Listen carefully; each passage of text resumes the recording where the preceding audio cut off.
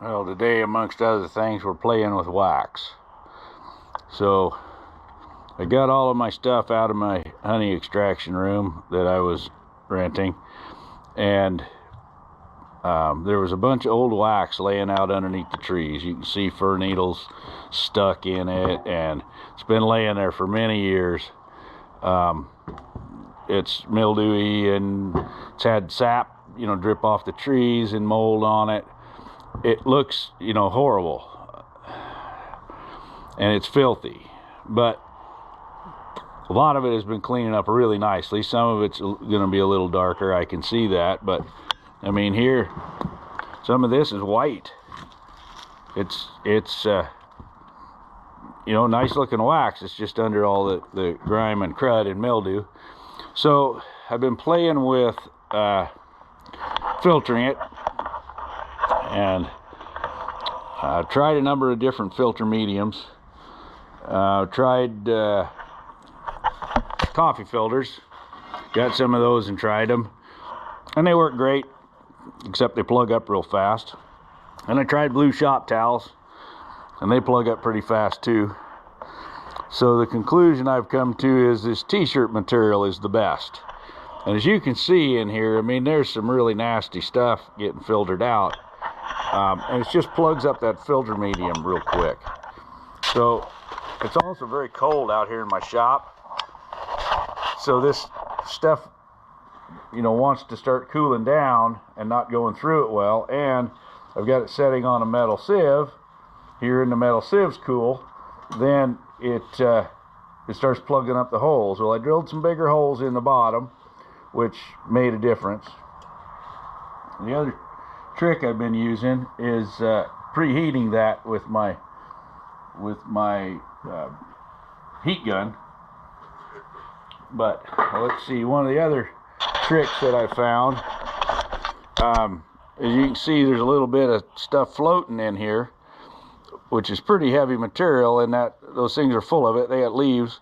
But I started taking these paint strainer bags. This isn't a 5-gallon one, and I can stuff that block of wax in here and then leave it in here to melt, and the wax comes out, and it keeps a lot of that stuff in there. First few times I did that, I didn't, and I had lots of that stuff, and actually had to put a bag in here and pour it through it and filter it some. Otherwise it just plugged my filter medium up.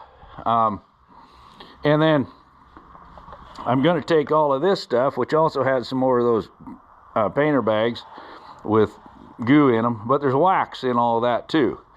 And I'm going to wrap that up in like the t-shirt material and put it in my big kettle and weight it down under the water and get the water hot and see how much wax comes back up out of that stuff. It'll be an interesting experience or experiment. So we just set up here, and I'll filter a little of this. So I'm going to turn the heater on and preheat this bowl a little bit.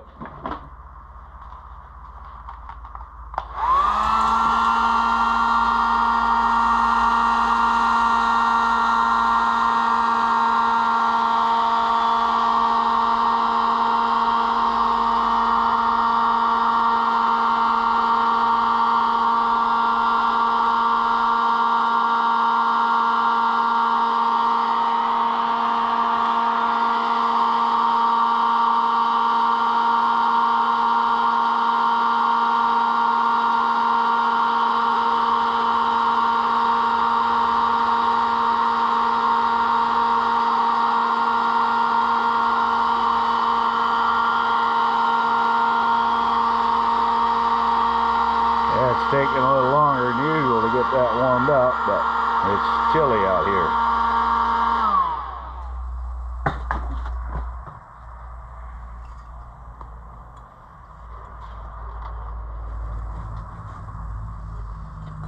And now I'll just hang that stuff over it. Now as it starts to plug up the bottom of it, I can roll the whole bowl, and it hits cleaner t-shirt stuff, and then it will filter some more.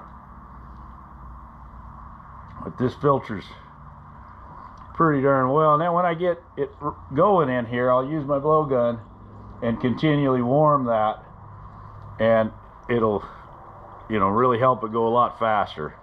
I can do a number of these containers of this wax, where before I was having to change the filter material out constantly. And I'd have wax in there that wouldn't get through the material, wasn't going to go through the material. Now I had to pour it back out. But this stuff's, you know, taking it pretty quick. Now as soon as a lot of that, you know, finer black stuff starts getting in there, it'll start plugging it up. And then again, when I remelt this to use it, I will run it through some really small cone type filters like you'd use for lacquer.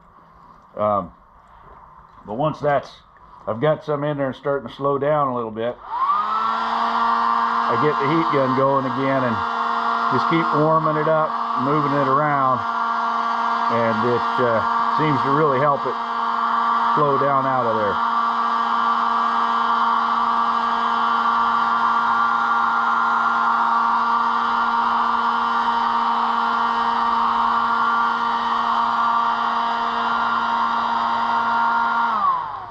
I don't want to overheat it,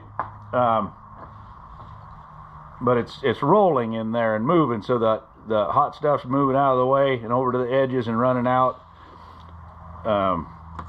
We'll pick it up. It's running a pretty steady stream out of there, way more than I did with the other filter medium. And then I'll show you some of the wax. So this block of wax right here, which is nice, pretty wax, look just like those big ugly blocks I showed you in the beginning. And then some of it's a little darker. I've been trying to keep it separated out so I can use different stuff for different things, and you know, and some of it's really dark, like that stuff. But all of this wax is usable.